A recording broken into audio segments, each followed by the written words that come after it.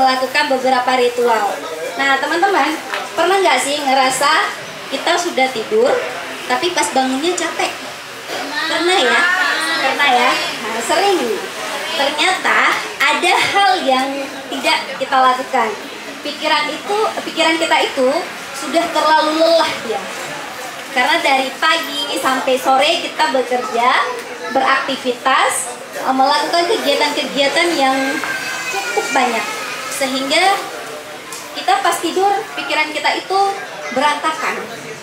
Nah, teman-teman, apa sih ritual yang saya lakukan? Ini sekedar sharing ya.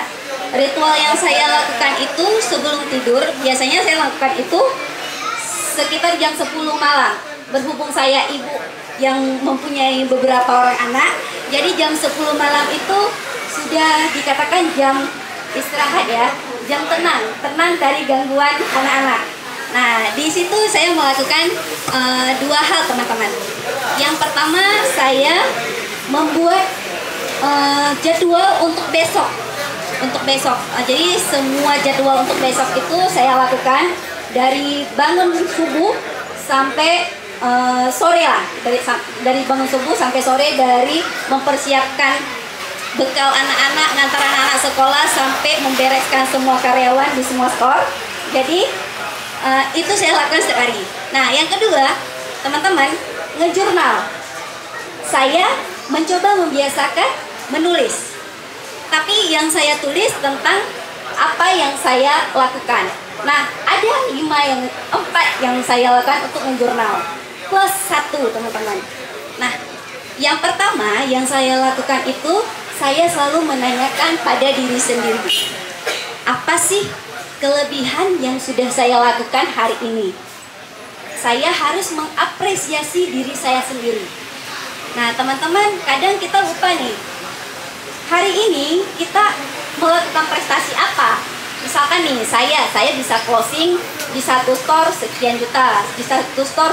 Itu apresiasi bagi saya karena saya pengusaha ya, berusaha maksudnya. Jadi, nah yang kedua, saya juga menanyakan kepada diri saya sendiri, apa sih kesalahan saya hari ini?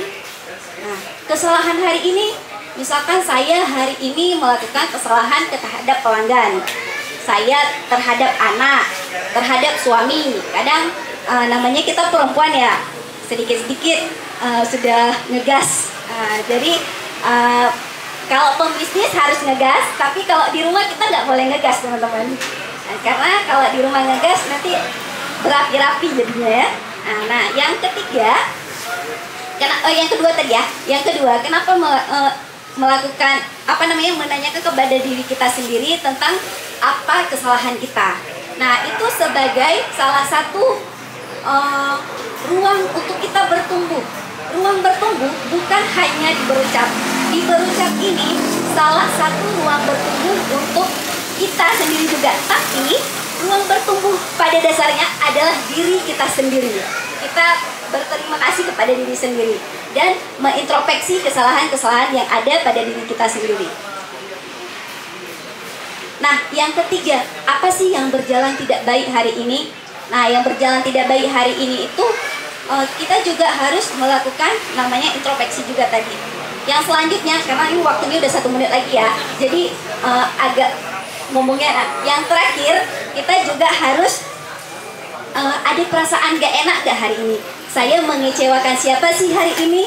Mengecewakan pelanggan, atau saya marah-marah ke karyawan, ke anak, dan lain-lain. Itu saya harus meminta maaf. Dan yang terakhir teman-teman, mendoakan orang-orang yang telah menyakiti kita. Susah ya? Susah banget sebenarnya. Padahal udah disakiti tapi kita disuruh doakan lagi. Nah, itu yang harus kita lakukan teman-teman, agar pikiran kita tenang waktu kita tidur. Nah, satu lagi, kita juga harus memaafkan atau meminta maaf kepada orang-orang yang telah kita sakiti. Kadang kita nggak tahu nih, lidah ini memang nggak bertulang, nggak sengaja kita ngomong kasar atau apa, tapi kita harus meminta maaf. Caranya, kalau saya kepada orang bersangkutan, saya WhatsApp, Dek maaf ya, tadi nggak sengaja. Walaupun saya sengaja sebenarnya, tapi saya bilang nggak sengaja.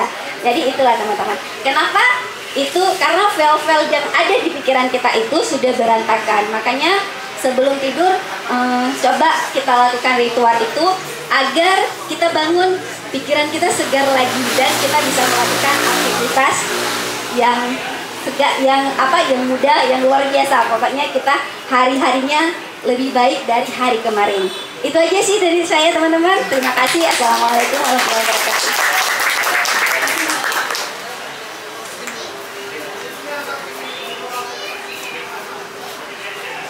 Terima kasih banyak Kak Fitri. Itu saya juga pernah sih ngelakuin beberapa